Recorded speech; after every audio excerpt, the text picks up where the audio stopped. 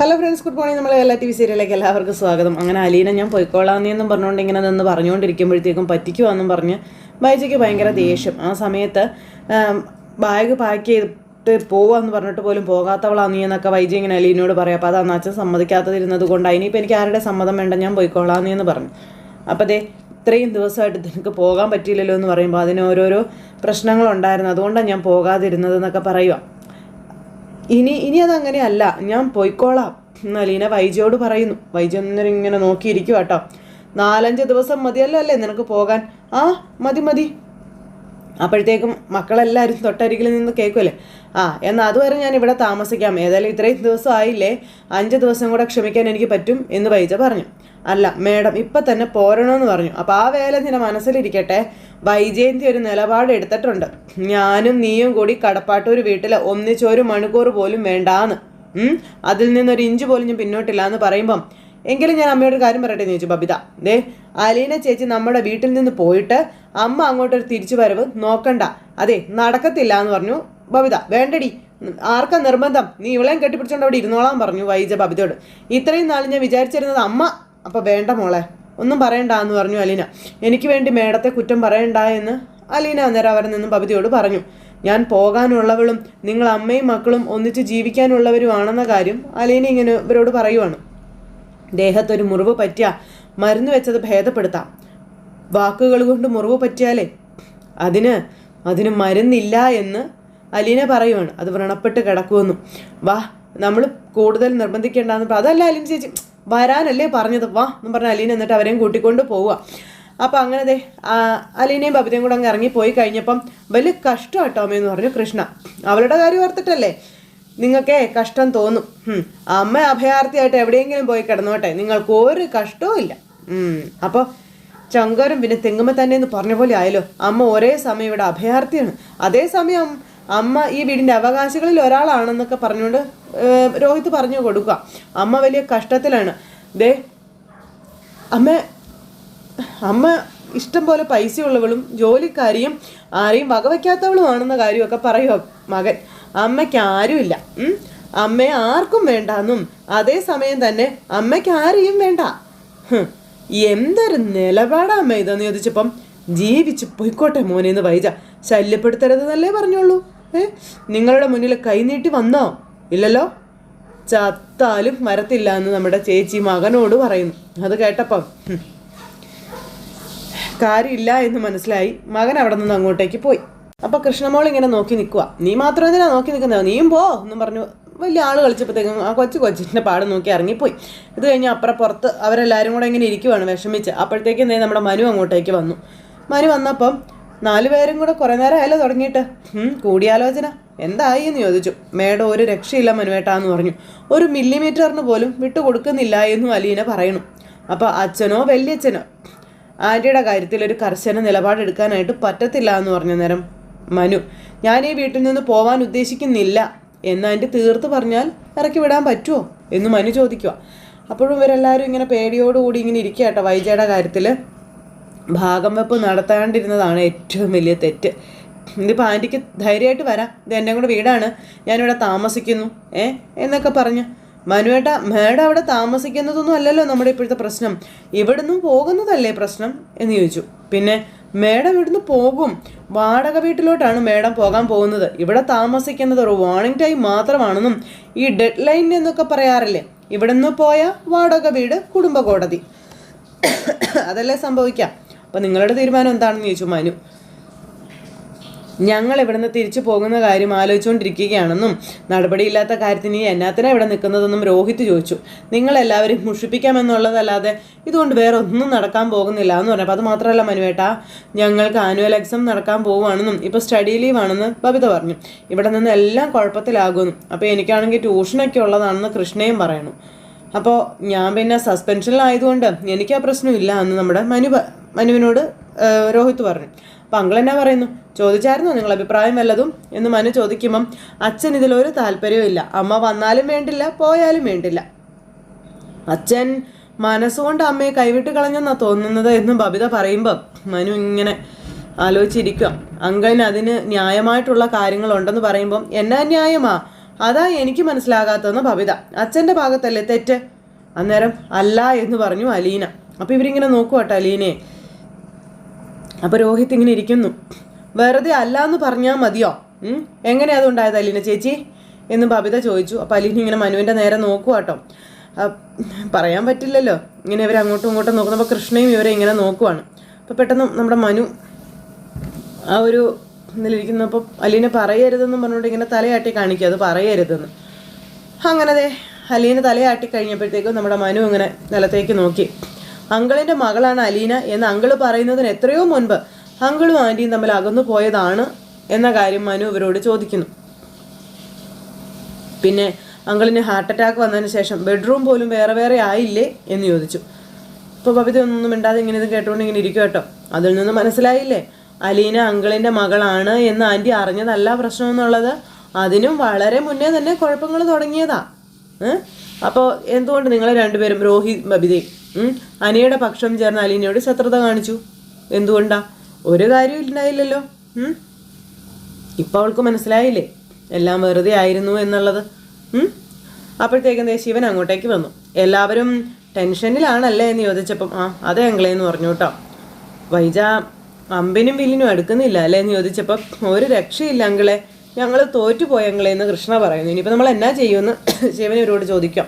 ഞങ്ങൾ തിരിച്ചു പോകുക, അമ്മയുടെ അടുത്ത് സമരം നടത്തിയിട്ടൊന്നും ഒരു കാര്യമില്ല എന്ന് ബബിതയും പറഞ്ഞു. ബാലചന്ദ്രൻ നേരിട്ട് വന്ന് വിളിച്ചാലല്ലാതെ അവൾ വരത്തില്ല, നിങ്ങൾ അവരോടും സംസാരിച്ച് നോക്ക്, നിങ്ങളുടെ അച്ഛനല്ലേ എന്ന് ശിവൻ അന്നേരം പറഞ്ഞു. അപ്പോൾ വന്ന് വിളിക്കത്തില്ല അങ്കിളെ, അത് ഏറ്റവും നന്നായിട്ട് അറിയാവുന്ന ഒരാളല്ലേ അങ്കിള് എന്ന് അലീന അന്നേരം ശിവനോട് ചോദിച്ചു. ഇനി അച്ഛൻ വന്ന് വിളിച്ചെന്ന് തന്നെ ഇരിക്കട്ടെ, അതായിരിക്കും അച്ഛനുമായിട്ടുള്ള മേടവും അല്ലെങ്കിൽ അച്ഛനും മേടവുമായിട്ടുള്ള ഒരുമിച്ചുള്ള അവസാനത്തെ നിമിഷം അല്ലെങ്കിൽ ദിവസം എന്നും അലീന പറയാം. അപ്പോഴും രോഹിത്തും ബബിത ഇങ്ങനെ അങ്ങോട്ട് നോക്കൂ കേട്ടോ. അല്ലെങ്കിൽ അങ്കിള് തന്നെ പറ, അങ്കിളിന് തോന്നുന്നുണ്ടോ മേഡം സറണ്ടർ ആവാതെ അച്ഛൻ എന്തെങ്കിലും മാറ്റം ഉണ്ടാകുമെന്നുള്ളത്? അപ്പോൾ നീ പറഞ്ഞതൊക്കെ ശരിയായിട്ടുള്ള കാര്യം തന്നെയാണ്. എന്നതാ ഇപ്പോൾ ഇതിനകത്തൊരു പരിഹാരം നമുക്ക് പറയാനുള്ളത്? അപ്പം ഞങ്ങൾ തിരിച്ചു പോയിക്കോളാം. നീ ഇവരോടൊപ്പം വന്നത് തന്നെ അവൾക്ക് ഇഷ്ടമായിട്ടില്ല, വരാതിരിക്കുന്നതായിരുന്നു നല്ലതെന്ന് പറഞ്ഞപ്പം ഞാൻ വന്നില്ലെങ്കിൽ മേഡം തിരിച്ചു വരുമായിരുന്നോ എന്ന് ചോദിച്ചു അലീന. ഇല്ല, ഉറപ്പായിട്ടും വരത്തില്ല എന്ന് മനു പറഞ്ഞു. ആന പിടിച്ചാലും ആൻറ്റി തിരിച്ചു പോകത്തില്ല, അത് ഉറപ്പുള്ള കാര്യമാണെന്ന് മനു പറഞ്ഞു കേട്ടോ.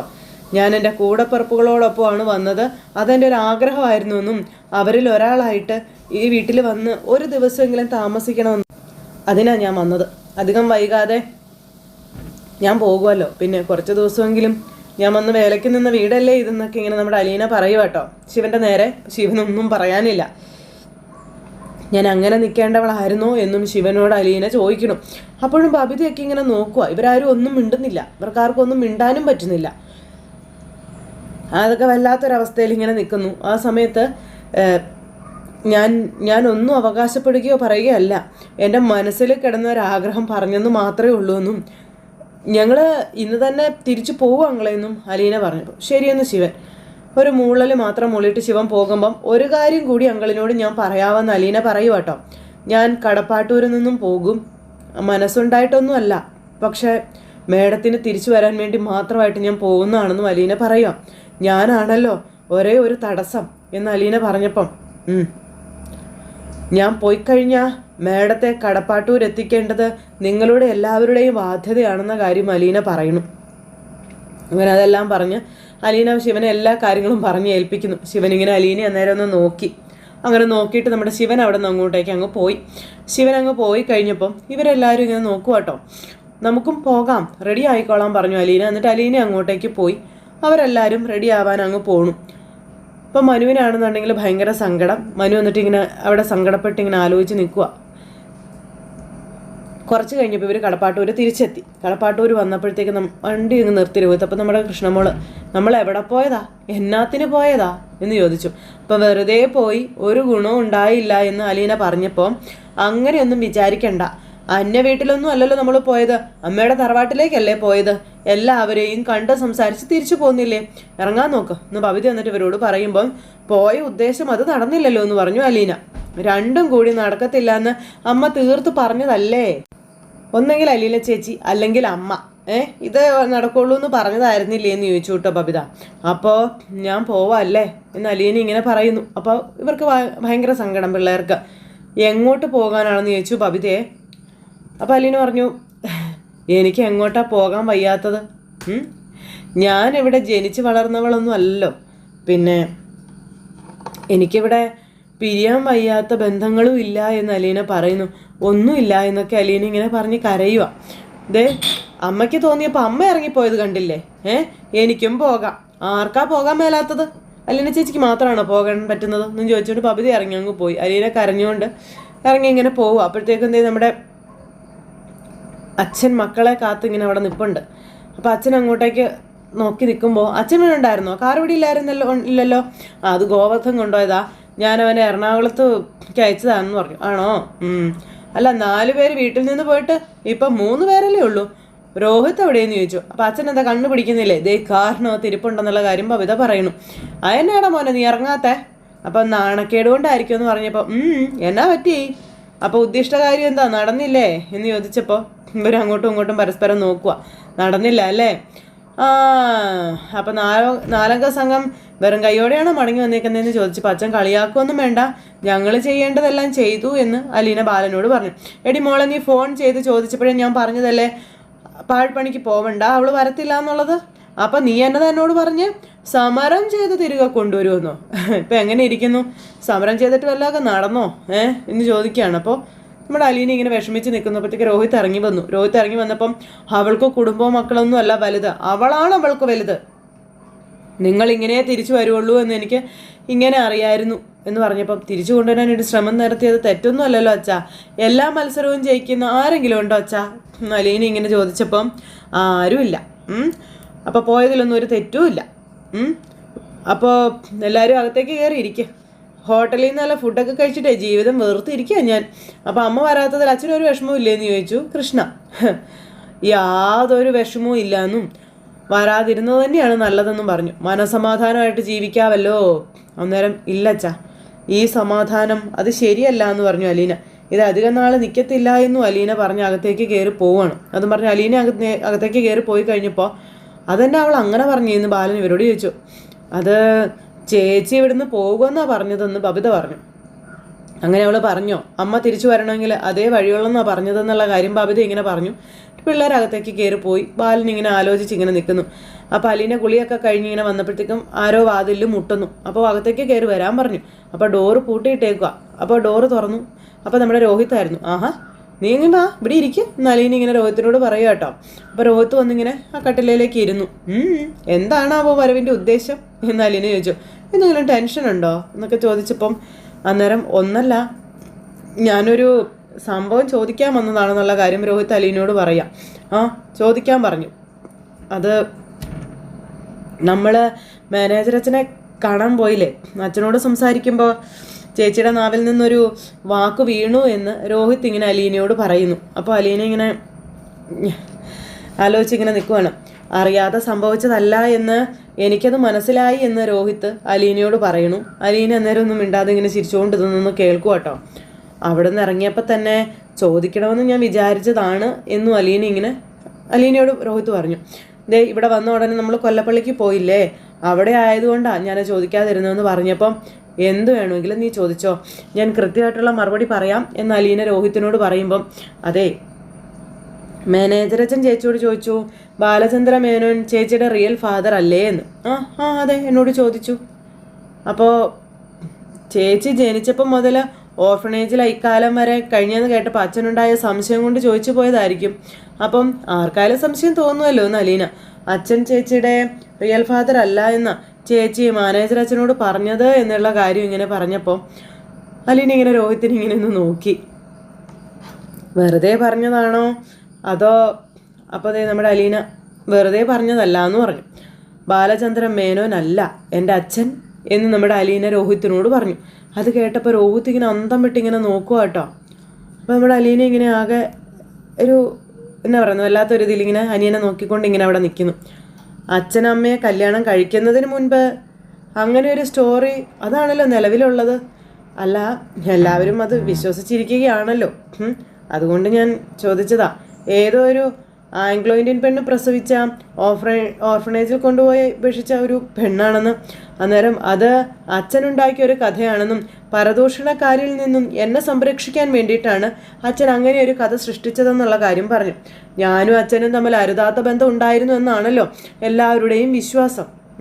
ഞാൻ അച്ഛൻ്റെ മോളാണെന്ന് സ്ഥാപിച്ചാൽ പിന്നെ ഞങ്ങളെപ്പറ്റി ആരും അശ്ലീലം പറയത്തില്ലല്ലോ എന്ന് അലീന ഇങ്ങനെ രോഹിത്തിനോട് പറയും കേട്ടോ.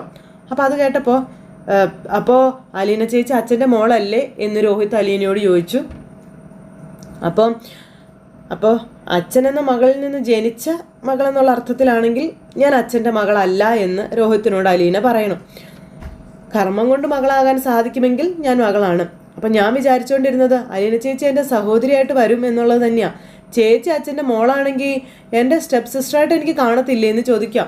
അർത്ഥ സഹോദരി എന്നൊക്കെ പറയുമ്പോൾ നമ്മുടെ അലീന ഇങ്ങനെ രോഹിത്തിനെ നോക്കുക കേട്ടോ.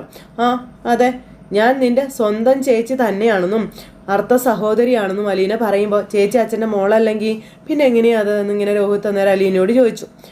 അച്ഛൻ്റെ മോള് തന്നെ ആകണം എന്നില്ല, ഞാൻ നിൻ്റെ പെങ്ങളാവാനെന്ന് പറയുമ്പോഴത്തേക്കാരും ചേച്ചി എന്നെ വട്ടാക്കലെ പ്ലീസ് ചേച്ചി എന്ന് പറഞ്ഞപ്പം നമ്മൾ തമ്മിൽ രക്തബന്ധം ഉണ്ടോ ഇല്ലയോ എന്നല്ല നിനക്കറിയേണ്ടത്.